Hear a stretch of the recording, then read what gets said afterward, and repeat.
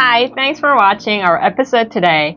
We will create two Hometax accounts today. One is for personal tax and the other is for business owners. Please go to Hometax website first and then click on 회원 가입 on the top menu. You will see three options as a type of members and please choose the first one as 개인 and then click 주민등록번호 회원 가입. Now, please choose 휴대전화 to verify your ID and enter your full name on ARC card and then ARC number and then click 인증하기.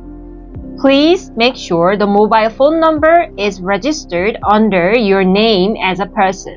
Please enter your phone number and choose telecom company and put check mark to 3 boxes and then click 다음. You will receive a text message with password and you will enter the password in Hometax to complete the verification and validation. On next page, you will see and you will need to choose 동의함 to privacy policy and terms of use of Hometax. And then you will set Hometax ID and password and that is the end of account setup process. So I have my personal Hometax account. Do I need to create another account if I have a registered business? A personal account is for individuals with various income sources such as financial income, freelancing income, or salary income.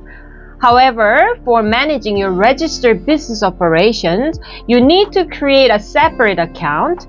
So when entering into a B2B contract with Korean business, you must issue an invoice to the client. This is done in Hometax by issuing an e-tax invoice or 전자세금 계산서. The e-tax invoice can only be issued through a Hometax business account, as this feature is not available in regular personal account. Before we begin, please make sure you have your 사업자 등록증 or business registration copy and the business bank account e-certificate ready.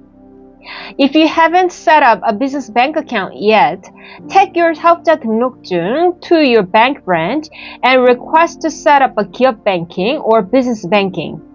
You can either open up a new business account or link your personal account to the business banking.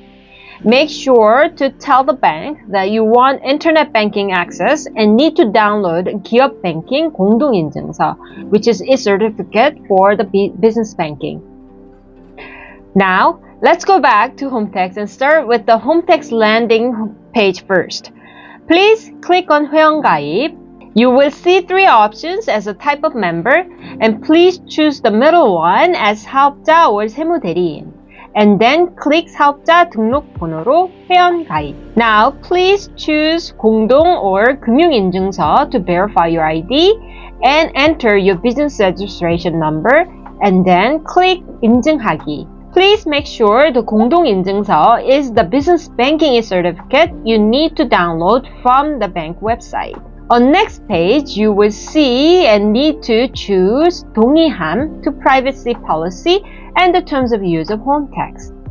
And then you will set the Hometax ID and password and that is the end of another account setup process. Thank you for watching us today. We will come back with useful tips on how to run your business and navigate tax life in Korea. Stay tuned for our next episode. Bye!